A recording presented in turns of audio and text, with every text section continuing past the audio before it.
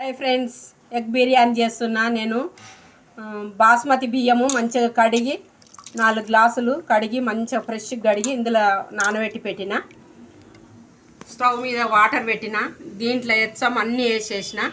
ఇది మసాలాలే బాగా మరలిన తర్వాత నీళ్ళు మసిలిన తర్వాత ఇట్లా బియ్యం నానబెట్టుకున్న బియ్యం ఇందులో వేసుకోవాలి.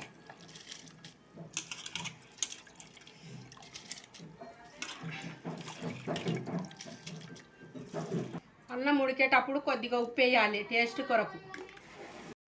ఎగ్ బిర్యానీకి ఇట్లా గుడ్లు ఉడకబెట్టుకొని ఇట్లా ఘాట్లు పెట్టుకొని పక్కకి పెట్టుకోవాలి. ఫస్ట్ కొద్దిగా ఆయిల్ వేసుకొని ఈ గుడ్లని ఇట్లా వేసుకోవాలి. ఆయిల్లో కొద్దిగా పసుపు వేయాలి.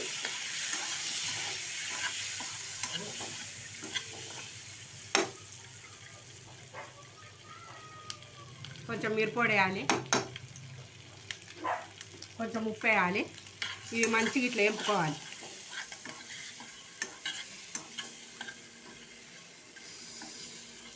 ఇవి ఇట్లా ఆయిల్లో వేపుకోవాలి మంచిగా ఎర్రగా వచ్చే వరకు.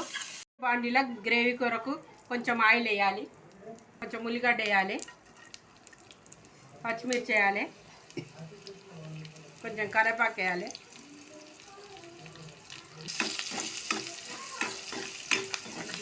కొద్దిగా పసుపు, కొద్దిగా ఉప్పు, కొద్దిగా మిరపొడి అన్నీ ఇట్లా వేసుకొని మంచిగా ఇట్లా గ్రేవీ కొరకు ఇది ఆయిల్లో ఉడికియాలి. అల్లం వెల్లిగడ్డ పేస్ట్ వేయాలి.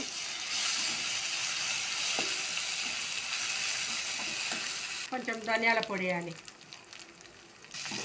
మంచిగా ఇట్లా కలుపుకోవాలి గ్రేవీ కొరకు. కొంచెం కరివేపాకు వేయాలి.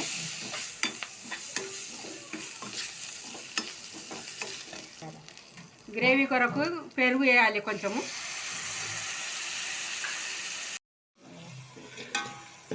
బిర్యానీకి కర్రీ చేసినాం కదా, గ్రేవీ లాగా కావాలని ఆ గ్రేవీ ఇది. ఈ రైస్ ఉడకబెట్టి పక్కకు తీసిన తర్వాత ఈ గ్రేవీలో వేయాలి. ఇట్లా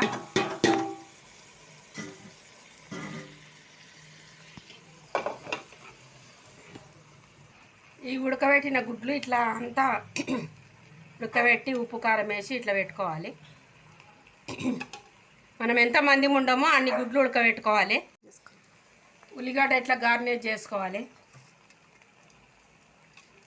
కొత్తిమీర పుదీనా కూడా ఇట్లా వేసుకోవాలి. ఇవన్నీ మగ్గనివ్వాలి ఇట్లా మంచిగా.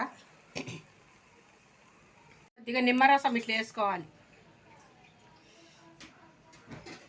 అయింది టేస్టీ. ఇంకా టమాటా కూడా వేస్తారు కానీ నేను వేయలేదు, స్కిప్ చేసిన. మీ ఇష్టం ఉంటే టమాటా కూడా వేసుకోవచ్చు. ఒక లైక్ ఇచ్చి షేర్ చేసి సబ్స్క్రైబ్ చేయండి.